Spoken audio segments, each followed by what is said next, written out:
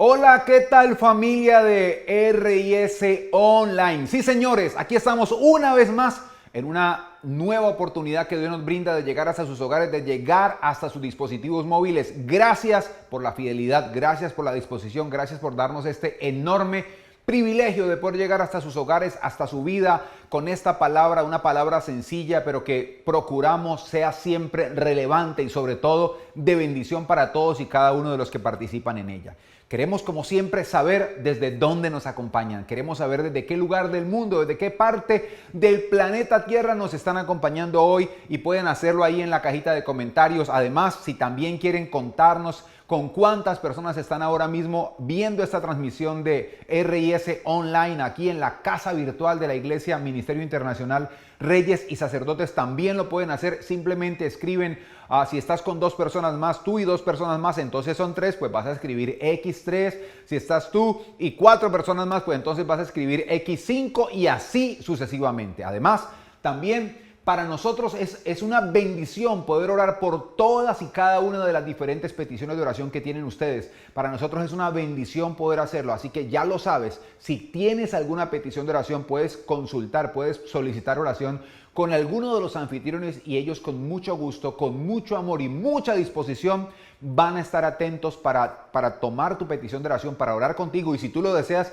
para remitirle estas peticiones de oración al grupo de oración o de intercesión que hay en la Iglesia Ministerio Internacional Reyes y Sacerdotes. Hoy estamos iniciando serie. Sí, señores, nuestra serie en esta ocasión se titula Líder. Sé el héroe de tu propia historia. Y esto me llena de emoción porque estoy seguro que nos va a llevar a reevaluar muchos conceptos con respecto a si somos líderes o no somos líderes, a qué estamos llamados a liderar, cuál es el propósito del líder, qué hacemos nosotros ahora en medio de todo lo que está pasando a nivel global, cuál es la labor de la iglesia en medio de esta sociedad. Así que prepárense, no se muevan, ya empezamos. Esto es RIS Online.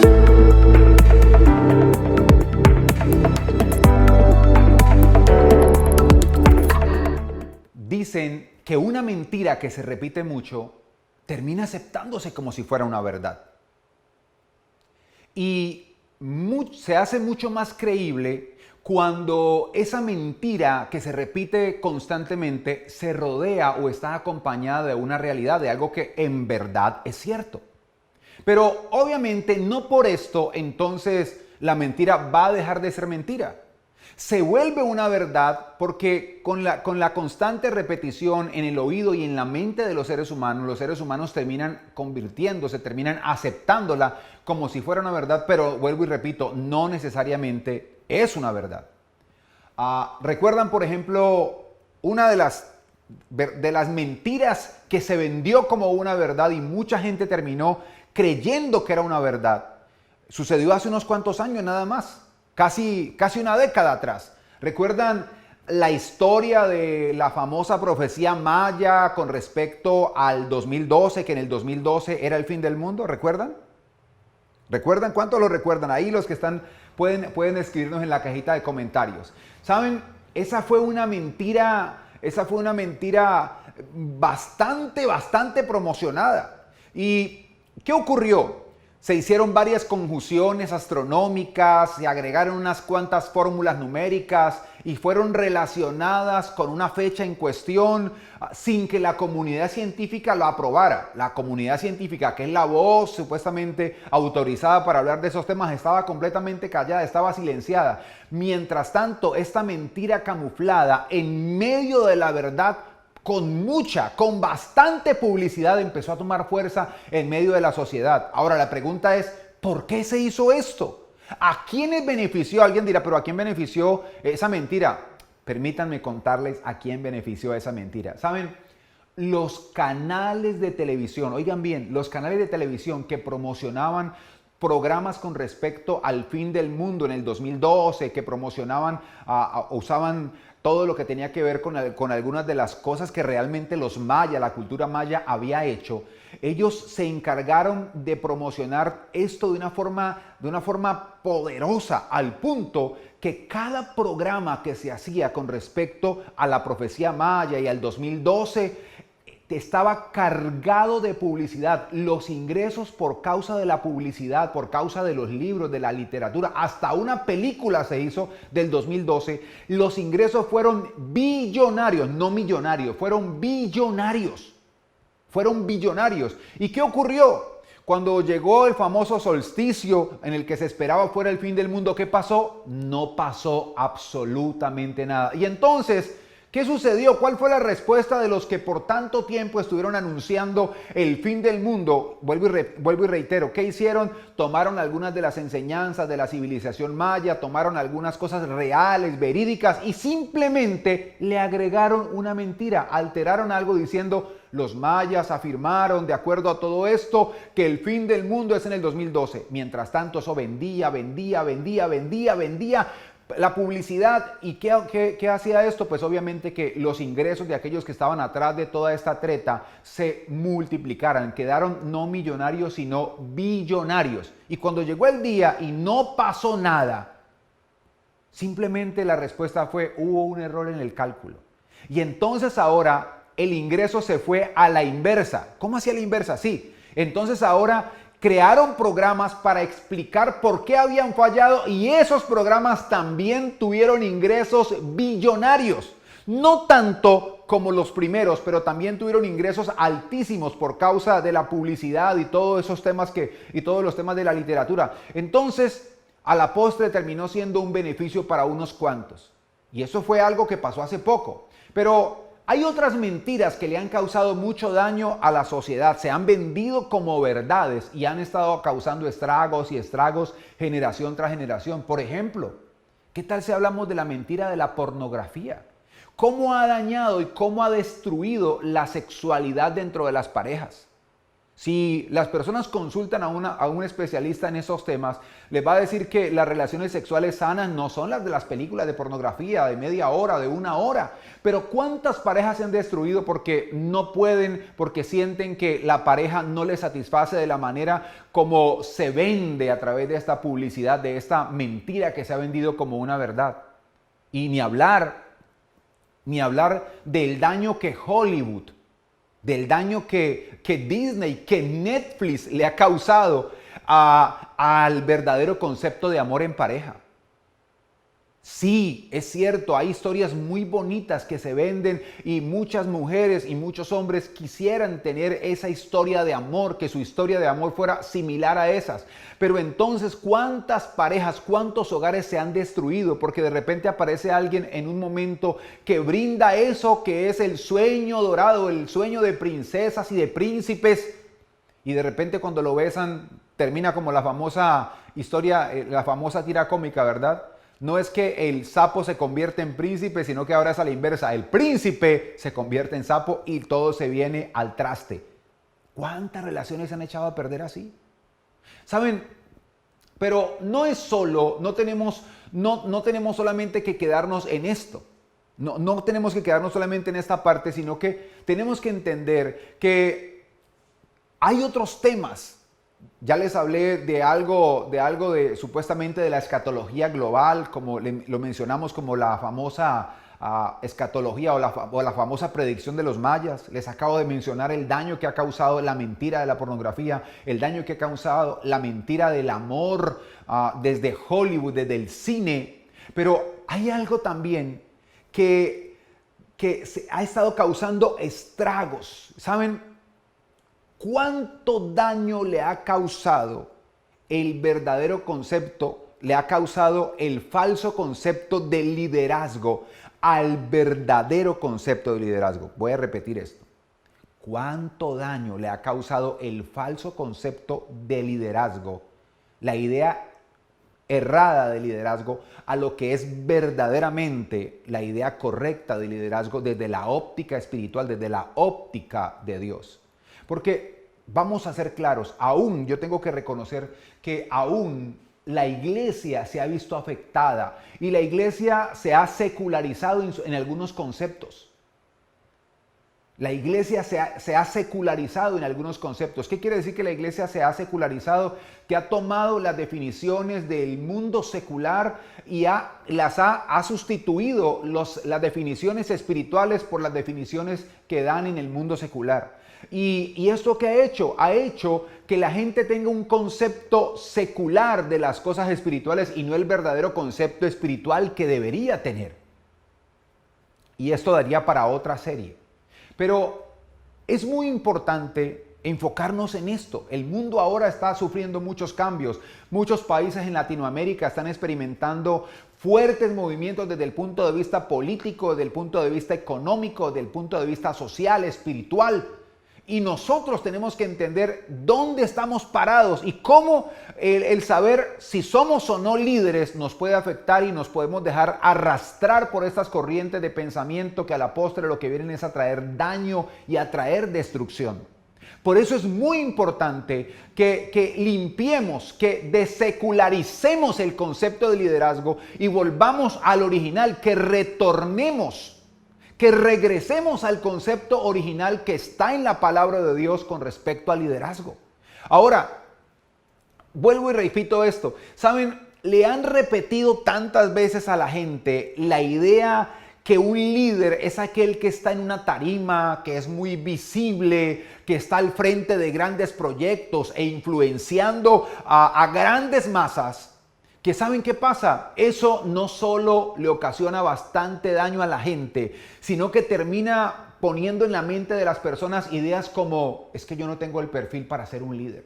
No, es que yo la verdad no tengo perfil para ser un líder. Otros dicen, no, es que mi temperamento no es el temperamento para un líder. Y la otra cara de la moneda está en aquellos que dicen, no, es que un líder es aquel que figura, aquel que se expone, aquel que es visible. Y entonces su motivación no es desarrollar un liderazgo sano, sino que su motivación es el reconocimiento. Y a más reconocimiento, entonces más liderazgo. Y si no les dan el reconocimiento que quieren, entonces hacen y causan daños.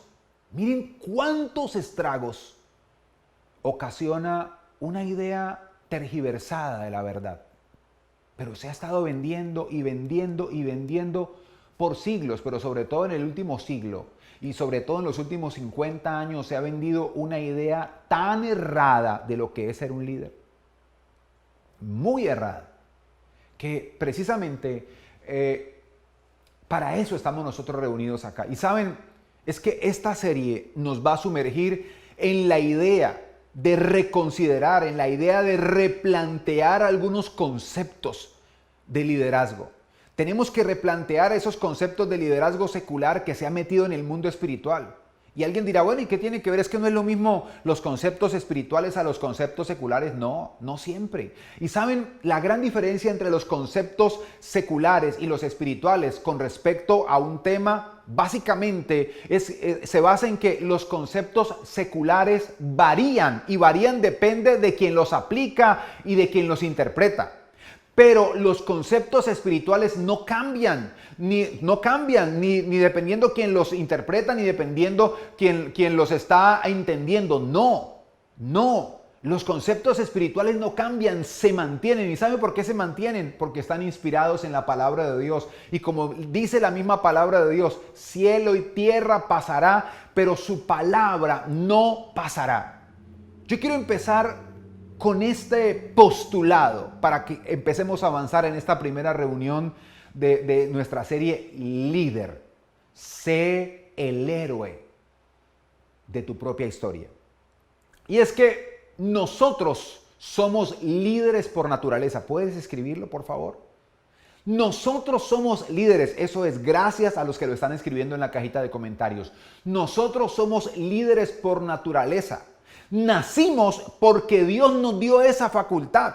Pero tengo unas cuantas preguntas antes de continuar avanzando. Y la primera pregunta que tengo es, ¿te consideras a ti mismo como un líder? ¿Tú crees que eres un líder? ¿O estás allí meneando la cabeza y diciendo, no, yo no soy un líder. Otros son un líder. Usted que está ahí predicando es un líder. ¿Sabes que no? Yo creía que era todo menos un líder. por aquellas ideas que me había metido la sociedad, por aquellas ideas que me habían metido la comunicación, por aquellas ideas que me habían metido, y aún cuando llegué a la iglesia. ¿Te consideras a ti mismo un líder? ¿Sí o no? Y si me dices sí, ok, tengo otra pregunta, ¿por qué? Y si me dices no, también tengo la misma pregunta, ¿por qué no te consideras un líder?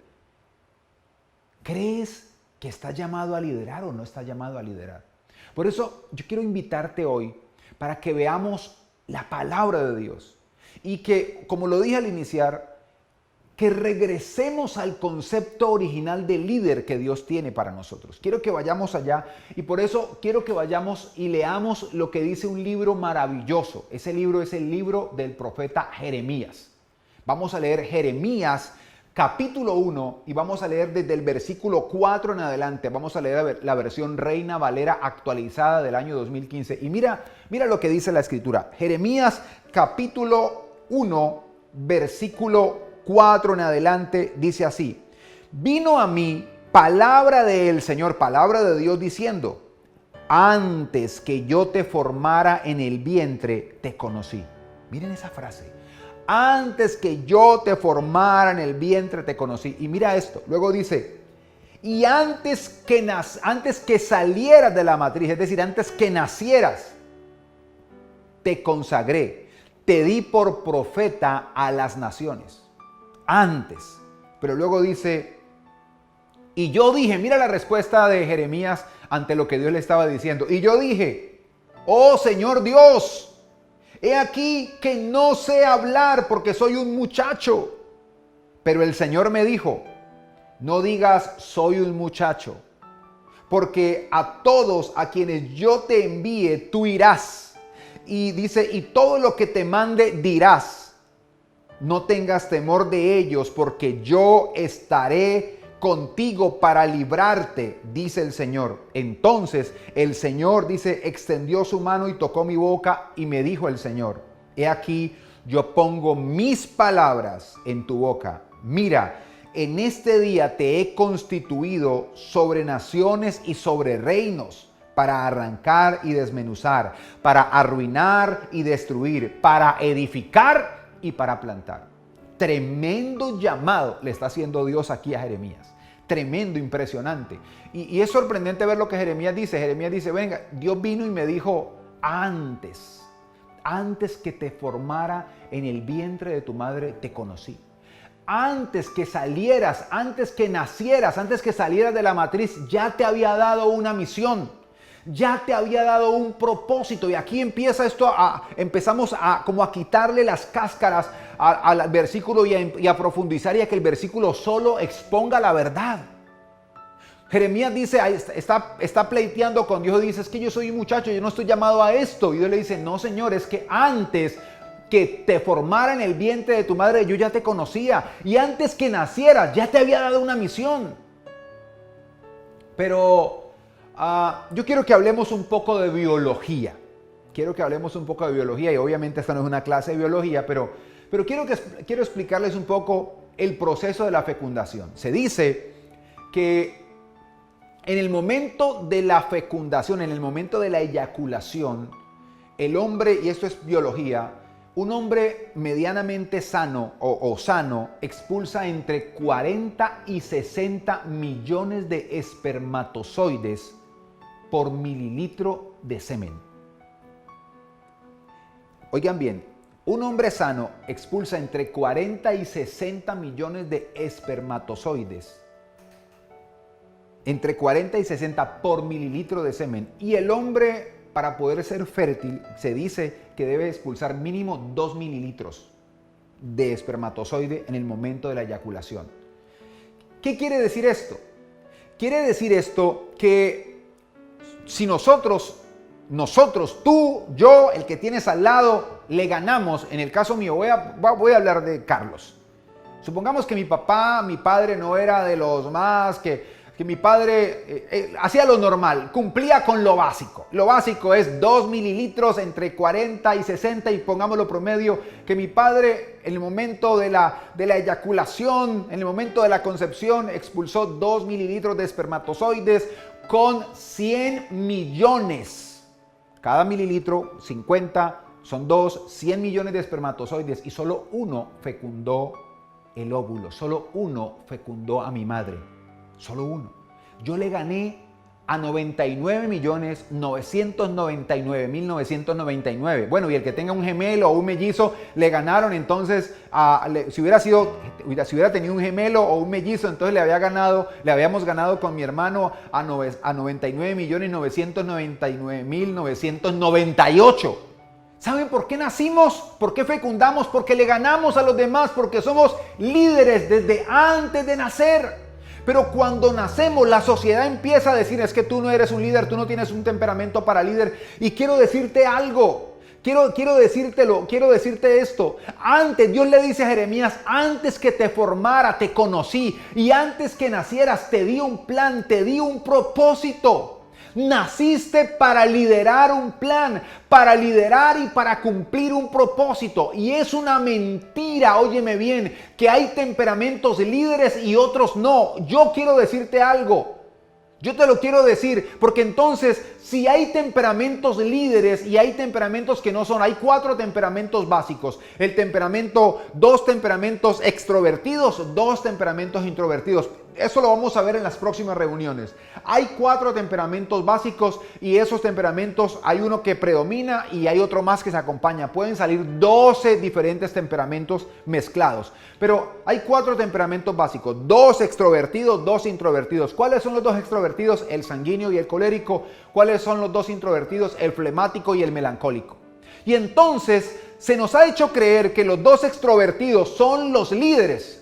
Y yo quiero decir, yo mismo estoy replanteando esto. Yo mismo estoy replanteando porque aún a la hora de presentar la ley de los temperamentos, se ha dicho, yo mismo lo dije, y no sé en qué estaba pensando en ese momento, que los sanguíneos y los coléricos son líderes por naturaleza, pero ¿y entonces qué son el flemático y el melancólico? ¿Esclavos por naturaleza? No. Y es aquí donde nos han metido eso y nos han inculcado eso y nosotros hemos terminado creyéndonos esa mentira. Nos la han repetido tantas veces que terminamos aceptándola como si fuera una verdad y no es una verdad.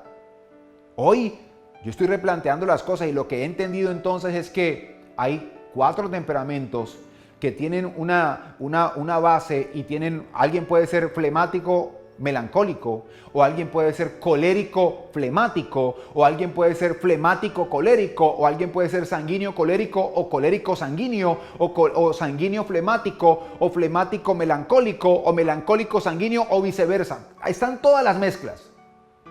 Pero ¿sabes una cosa? Hoy yo entiendo que hay 2 temperamentos extrovertidos que entonces cumplen con su propósito de una manera más visible. Pero hay 2 temperamentos introvertidos que también cumplen con su propósito de una manera más silenciosa. Pero son líderes. Los 4 son líderes. ¿Y a dónde voy con todo esto? Ya se van a dar cuenta. Porque necesitamos entender que nosotros nacimos para liderar un plan, para liderar y para cumplir un propósito. Es una mentira, vuelvo y repito esto de que no, que hay temperamentos para liderar y hay temperamentos para no liderar. No, si nacimos es porque tenemos un plan, porque tenemos un propósito. ¿Y quién va a liderar nuestro propósito? ¿Otros? No, nosotros, señores. Saben, lo reitero, hay que replantear algunos conceptos y algunas interpretaciones de las teorías de los temperamentos. Hay que replantearlas. Por eso es muy importante que nosotros entendamos que si nacimos es porque tenemos un propósito. Y si tenemos un propósito es porque tenemos que liderar ese propósito desde el temperamento que Dios nos entregó. ¿Qué quiero decir con esto? Quiero decir que si Dios nos dio un plan, nos dio un propósito, también nos dio las herramientas para que alcancemos ese propósito. ¿Y qué es lo primero que quiero yo? ¿Qué es lo que quiero que aprendamos en esta primera reunión? Lo que quiero que aprendamos es lo siguiente. Naciste para liderar tu propósito. Óyelo bien, repítelo. Yo nací para liderar mi propósito. Sería ilógico que yo tenga un propósito y Dios ponga otro para que lo lidere. No es correcto. Naciste para liderar tu propósito.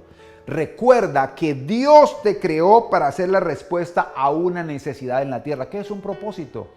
es la respuesta a una necesidad en la tierra. Entonces, nacimos para liderar nuestro propósito. Nacimos para hacerlo de una manera visible o de una manera silenciosa, pero nacimos para liderarlo. Y yo soy de los temperamentos extrovertidos, yo soy sanguíneo colérico, pero ¿saben? He aprendido la virtud de moverme en silencio. Me ha costado, pero he aprendido el avanzar sin ser tan visible y he disfrutado más esto. Y antes, lo que antes juzgaba y decía, no, pero es que un flemático, pero es que un melancólico, ¿cómo? Hoy digo, wow, se evitan tantos problemas porque no son tan visibles y van avanzando y cuando menos piensan ya van más adelante que aquellos que sí son muy visibles, que dan un paso y muestran como que hubieran dado 5. Pero vamos a dejar esto para las próximas reuniones cuando hablemos de liderazgo y los temperamentos. ¿Saben? Nacimos para liderar nuestro propósito y tenemos que recordar que ese propósito es la respuesta de Dios para una gran necesidad en la tierra. Y, ¿saben? Si Dios nos dio un plan, también nos dio las herramientas para alcanzarlo, para descubrirlo, pero esa es nuestra labor. Dios nos dio un propósito y nos dio las herramientas para alcanzarlo. Pero es nuestra labor, es parte de nuestra tarea buscar esas herramientas. Esa es parte de nuestra labor. Sí, tú naciste para liderar un plan. Tú naciste para eso. Y si tú naciste para liderar un plan, no permitas que otros te afecten o te desvíen del mismo. No lo permitas. Hay algo que me han preguntado mucho en estos días. Y me han preguntado mucho y es, a nivel de Latinoamérica hay en este momento un conflicto grandísimo, fortísimo. Hay un conflicto enorme que se está gestando por causa de la política, de la economía y muchos movimientos sociales en Latinoamérica. Y hay gente que dice, es que las personas quieren ver a la iglesia marchando, las personas quieren ver a la iglesia allí acompañando a la multitud. Pero es porque las personas no saben entonces cuál es la misión de la iglesia, cuál es el propósito de la iglesia. Y el propósito de la iglesia es ser un instrumento para dar a conocer el plan de salvación de Dios a la humanidad. Ese es el propósito fundamental de la iglesia. Y la iglesia no es un lugar, no es una institución, la iglesia es un movimiento. Y la iglesia tiene que ayudar a la sociedad desde su propósito. Si la iglesia se mueve de su propósito y trata de ayudar a la sociedad tratando de cumplir con los estándares que la sociedad le está pidiendo, entonces la iglesia ahora se está moviendo desde el despropósito. Y por tratar de agradarle a la sociedad, va a terminar desagradándole al que la llamó. Voy a repetirlo. ¿Saben? Muchos quieren que la iglesia salga de su propósito y se involucre en temas que si bien afectan a la sociedad, la iglesia les puede ayudar, pero desde su propósito, no desde el despropósito. Alguna vez pasó que hubo un problema en la iglesia, fue de los primeros problemas que hubo en la iglesia y está en Hechos, en el libro de los Hechos. Los apóstoles estaban sirviéndole a las viudas y de repente había conflictos y de un momento a otro ellos llegaron a la conclusión, venga, es que este no es nuestro llamado, Dios nos llamó a nosotros a predicar la palabra y a eso. Más bien escojamos entre nosotros gente que pueda ayudar con esa misión y nosotros nos dedicamos a lo que tenemos que dedicarnos, a la oración y la predicación de la palabra. Y eso hicieron, le dijeron a la gente, miren, escojan entre ustedes personas, les dieron las características, nosotros vamos a orar por esas personas van a cumplir con esa misión y nosotros vamos a cumplir con la nuestra, porque si tratamos de suplir si tratamos de suplir sus expectativas, vamos a dejar de cumplir con las expectativas del que nos llamó. Y eso es ser líder. Eso hace un líder que está enfocado, un líder que está centrado, no se va fascinado atrás de lo que otros le dicen o atrás de lo que otros le imponen. Lo digo con mucho respeto y sé que esto puede causar estupor, sé que esto puede causar molestia, pero es la realidad. La iglesia no puede ejercer la influencia que Dios quiere que ejerza desde el despropósito. No puede hacerlo de ninguna manera. Si la iglesia se seculariza tratando de agradar o cumplir las expectativas de unos cuantos, entonces la iglesia perdió su norte. La iglesia dejó de ser sal y dejó de ser luz. Y el resto del versículo ya lo conocen, ¿no? Pero si la sal se desvaneciere, ¿con qué será salada? Dijo Jesús. No sirve más para nada, sino para ser echada afuera y ser pisoteada por los hombres. Por eso la iglesia tiene que mantenerse firme. No la institución, nosotros como iglesia, porque la iglesia eres tú, la iglesia soy yo, aquellos que hemos creído en Jesús. La palabra iglesia es los apartados, esos somos la iglesia. Y nuestra misión en la sociedad es ayudar a un cambio desde nuestro propósito. Y asimismo podemos aplicarlo a nuestro plan original de vida. Yo recuerdo en alguna ocasión, estos días nada más, en una reunión con unos líderes, lo citamos. Iban a traer un grupo muy famoso a la iglesia, a una iglesia. Y el pastor de la iglesia les dijo, estaban muy emocionados porque tener ese grupo creyente, ese grupo cristiano de que cantaba música cristiana, era muy emocionante tenerlos en la iglesia. Imagínense. Pero el pastor de la iglesia le dijo, está bien, un concierto es muy agradable, pero eso tiene que ver con el llamado que tenemos como iglesia, eso tiene que ver con el propósito nuestro como iglesia. Al liderazgo le cayó esto como un baldado de agua fría. Porque el pastor como que les estaba quitando la emoción, el plan que ya tenían. Y el pastor les dijo, ok, supongamos que hacemos el concierto. ¿Quién va a venir a un concierto cristiano? ¿Gente nueva o gente que ya es cristiana? No, pues gente que ya es cristiana, que ya es creyente. Ok, entonces vienen, les gustan nuestras instalaciones y algunos de esos que ya asisten a otra congregación dicen, como me gustó el edificio de esta iglesia, me vengo para esta iglesia, me vengo para esta congregación. ¿Qué ganamos?, les preguntó el pastor. ¿Gente nueva, que es lo que Dios nos mandó a ganar? ¿O lo que hicimos fue seducir gente de otras congregaciones? No, seducir gente de otras congregaciones. ¿Y saben qué? ¿Cómo terminó la historia de ese concierto que fue verídico? Yo soy testigo de eso. Nunca se hizo. Y nunca se hizo porque los organizadores a la postre terminaron cometiendo errores y todo se derrumbó. ¿Saben por qué? Porque cuando nosotros tenemos claro nuestro propósito, no nos vamos a dejar seducir ni nos vamos a dejar mover de lo que tenemos que hacer. Y ahora como nunca, el mundo le va a pedir a la iglesia, el mundo secularizado le va a pedir a la iglesia que haga lo que él quiere para que la iglesia le agrade. Pero si la iglesia sale de su propósito y se seculariza, entonces la iglesia dejó de agradarle al que la llamó, al que la estableció, y a la final no le va a agradar ni a los que están pidiéndole que se secularice, ni al que la llamó, que es el Dios Todopoderoso. Igual ocurre con nosotros como individuos. Por eso tenemos que estar firmes, tenemos que estar fieles con nuestro propósito. Somos llamados a liderar, no las ideas de otros, no los conceptos de otros. Somos llamados a liderar nuestro propósito. Eso lo estableció Dios antes, así como ocurrió con Jeremías. Antes de que estuviéramos ahí en el vientre de nuestra madre, ya Dios nos conocía. Y antes de que naciéramos, ya nos había dado un propósito. Nacimos porque tenemos un propósito. Así que, ¿saben? No existen temperamentos líderes y temperamentos esclavos. Existen, repito, temperamentos que son más evidentes a la hora de alcanzar una meta y temperamentos que cumplen una meta sin ser tan vistosos. Ahora, tengo unas cuantas preguntas para ti. Y una de las preguntas que tengo hoy para ti es, ¿tú crees que el concepto secular de liderazgo ha afectado el verdadero liderazgo? La respuesta parece muy obvia, pero te la hago.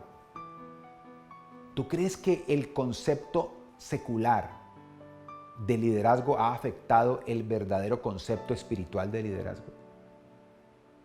Ahora, la pregunta que viene a continuación es, ¿has aceptado el concepto errado de liderazgo o has defendido el concepto espiritual de liderazgo? ¿Te ha afectado eso? Y la pregunta final es, ¿qué vas a hacer al respecto? ¿Qué vas a hacer al respecto? Porque tú estás llamado a liderar, por lo menos tu proyecto, y con eso es suficiente. Dios no te va a pedir, ¿qué pasó que no lideraste el proyecto de tu vecino? ¿Qué pasó que no lideraste el proyecto de tu amigo? ¿Qué pasó que no lideraste el proyecto de tanta gente? Te va a preguntar por tu propósito. Te va a preguntar por lo que te confió a ti, por lo que me confió a mí. Por eso, ¿cuál es el desafío para tu vida? Para que terminemos esta primera reunión y de paso me dejen saber qué les pareció esto. Sencillo, pero espero que esto haya marcado un nuevo rumbo en tu idea de lo que es el desarrollo de tu vida. Y el desafío para tu vida es el siguiente: aceptar la verdad divina que todos nacemos. Óigame bien, aceptar la verdad divina de que todos nacemos con una misión y por ende con un liderazgo es el primer paso para regresar al concepto original de liderazgo. Voy a leerlo una vez más. Aceptar la verdad divina de que todos nacemos con una misión y por ende con un liderazgo. Si nacemos con una misión, nacemos con un liderazgo. Ese es el primer paso para regresar al concepto original de liderazgo. Si tú no cumples tu propósito, ¿quién lo va a cumplir? Si tú no lideras tu propósito, ¿quién lo va a cumplir? ¿Quién lo va a cumplir si tú no lideras tu propósito? Estamos llamados a hacerlo. ¿Qué tal si oramos para terminar esta primera reunión? ¿Oramos? Amado Dios y Padre Celestial, en esta ocasión te damos gracias, Dios. Gracias por tu palabra. Gracias, Señor, porque ahora más que nunca nosotros somos iglesia y la iglesia está llamada a ser sal y a ser luz. Pero si la sal se desvanece, ¿con qué será salada? Y si la luz se esconde debajo de un almud, no se puede ver. Señor, ayúdanos a entender que primeramente estamos llamados a liderar nuestro propósito. Si nosotros no lo lideramos, si nosotros no somos los héroes de nuestra propia historia, ¿quién lo va a hacer?